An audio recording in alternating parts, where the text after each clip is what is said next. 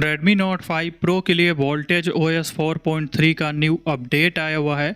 Last review इसका 4.0 का किया था जो कि कंप्लीट किया था और एंड्रॉयड 15 की बेस्ट रोम थी ये उस टाइम। और अभी कैसा है उसके बारे में भी बात करेंगे, तो वीडियो में लास्ट तक बनी रहेगा और क्या क्या चेंजेस हुए उनके बारे में भी बात करेंगे। और ये जो है डायनेमिक पार्टीशन रोम है, तो इंस्टॉलेशन वीडियो और रिकमेंडेड रिकवरी डिस्क्रिप्शन पे है, तो आप ज़रूर देख लेना। अब चलिए वीडियो स्टार्ट करते हैं और देखते हैं यहाँ पर हमें क्या क्या चेंजेस देखने को मिलने वाला है।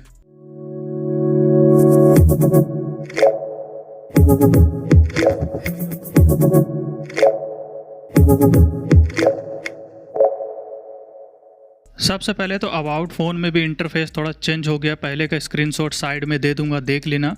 तो रिडिज़ाइन हुआ है कुछ जगह सेटिंग्स भी। और एंड्रॉयड वर्जन में आते हैं तो वोल्टेज OS 4.3 का अनऑफिशियल एंड्रॉयड 15 अपडेट है ये। एंड सिक्योरिटी पैच अप्रैल 2025 का अपडेट किया गया है। कर्नल यहाँ पे 4.19 बेस्ड ही है, लेकिन पहले जो है ओवरक्लॉक था, बट अभी जो है ये नॉन ओसी है। और सेटिंग्स में भी रिडिज़ाइन किया गया है कुछ सेटिंग्स को। बैटरी के अंदर भी यहाँ पे ग्रीन वाला ग्राफ वाले मिलता था, तो कुछ जगह जैसे कि आपको बताया सेटिंग्स रिडिज़ाइन हुआ है। और नेटवर्क एंड इंटरनेट के अंदर जाओगे तो यहाँ पे हालांकि कोई चेंज नहीं है। हॉटस्पॉट वर्किंग है, प्राइवेट DNS पहले की तरह ही है। कनेक्टेड डिवाइसेस में भी कोई चेंज नहीं है।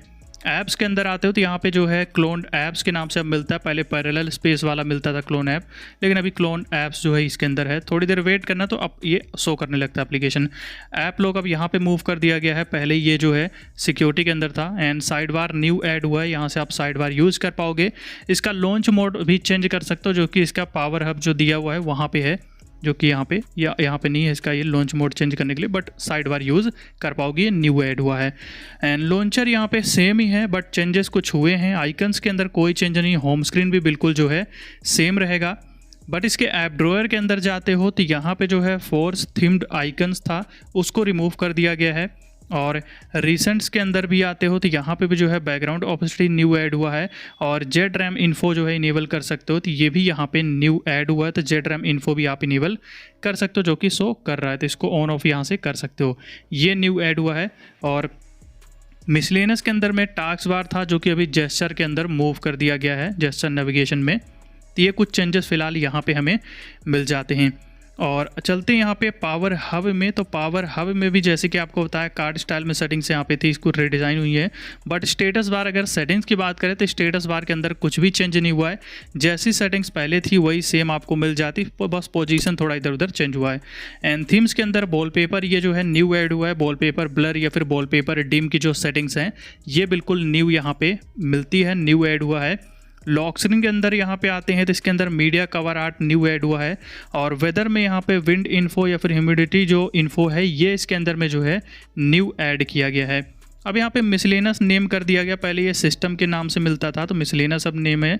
और यहाँ पे स्पूफिंग के अंदर में अपडेट प्ले इंटीग्रिटी फिक्स ये न्यू ऐड हुआ है। और जेसन फाइल यूज़ करने का ये भी न्यू ऐड हुआ है। एंड स्पूफ टेंसर फीचर ये भी इसके अंदर न्यू ऐड हुआ है। और यहाँ से गूगल फोटो स्पूफ इनेबल कर लेना, ऑफ रहता है तो। एंड ये यहाँ पे जो है हायर FPS इन गेम का ऑप्शन सिर्फ था, लेकिन अभी यहाँ पे पर ऐप स्पूफ दे दिया गया है गेम के लिए, जिसमें जेसन फाइल भी यूज़ कर पाओगे। तो बस यहाँ पे पर जो गेम स्पूफ है इसको इनेबल कर लेना, डिवाइस रिस्टार्ट कर लेना, ग्राफिक अनलॉक हो जाएगा। एंड हाइड ऐप लिस्ट जो है वो भी यहाँ पे न्यू ऐड हुआ है। बाकी पावर मेन्यू बटन में कोई चेंज नहीं। बाहर annoying notification, free form launch mode ये जो है साइड बार के लिए ये भी न्यू ऐड हुआ है।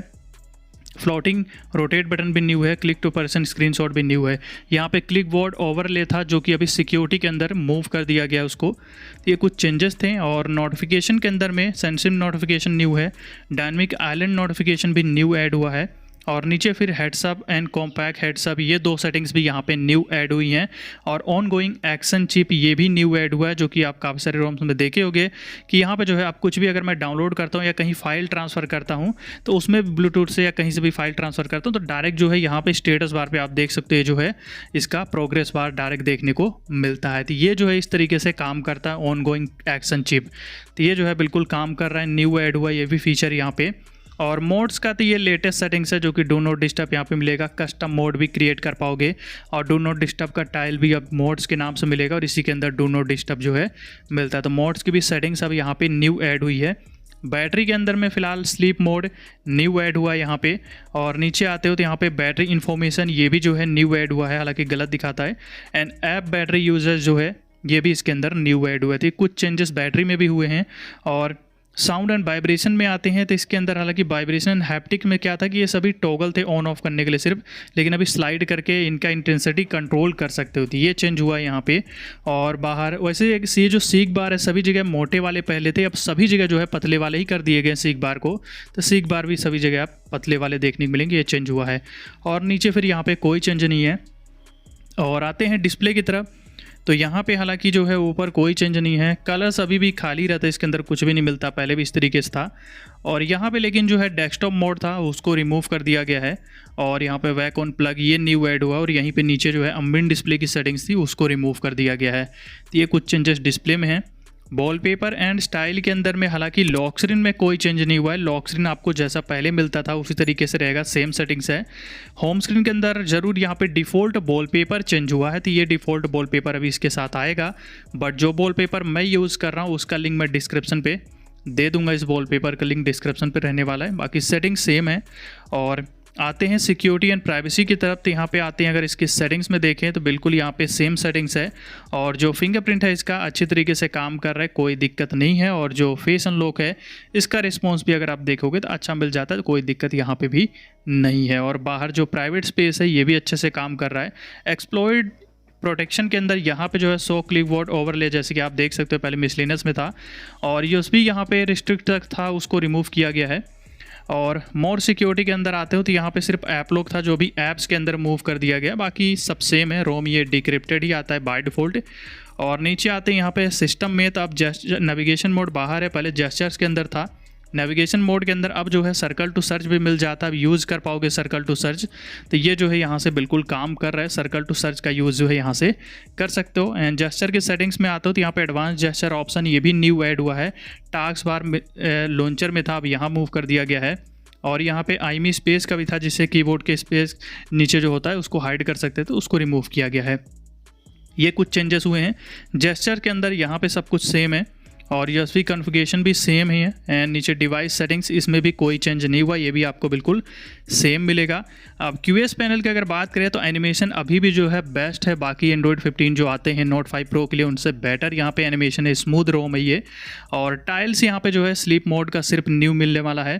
और स्क्रीन रिकॉर्डिंग के अंदर में पहले बहुत ज़्यादा जो लैग था, थोड़ा कम ही था वैसे पहले भी, और अभी भी आपको लैग जो है इसके अंदर हालांकि कम मिलता है दूसरे के मुकाबले, तो यहाँ पे लैग भी उतना नहीं मिलेगा स्क्रीन रिकॉर्डिंग में। वॉल्यूम पैनल सेम है। ऐप ओपनिंग एनिमेशन ये भी जो है स्मूथ मिल जाता है, तो रोम अभी भी जो है काफ़ी स्मूथ है, ये ऐप ओपनिंग एनिमेशन भी काफ़ी अच्छा मिल जाता है, तो यहाँ पर भी दिक्कत नहीं है। और अगर हम यहाँ पे बात करते हैं कैमरे के बारे में, तो पहले कैमरा 4.5 वर्जन वाला MIUI का था, अभी 3.0 वर्जन वाला है। वीडियो रिकॉर्ड कर पाओगे, नॉर्मल पिक्चर क्लिक कर सकते हो, पोर्ट्रेट मोड का बग रहेगा। एंड यहाँ पे Gcam यूज़ कर सकते हो। और यहाँ पे डॉल्बी एटमॉस था उसको रिमूव कर दिया गया है, और FM काम कर रहा है। गैलरी नॉर्मल ही आती है, बट गूगल फोटो इंस्टॉल करना है, इसके साथ अनलिमिटेड स्टोरेज मिल जाएगा।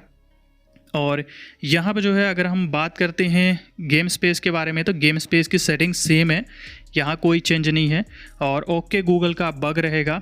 अगर बात करते हैं यहाँ पे हम कर्नल SU के बारे में, तो इसका सपोर्ट मिलने वाला है, अब पहले नहीं मिलता था, लेकिन कर्नल SU का सपोर्ट इस बार मिल जाएगा।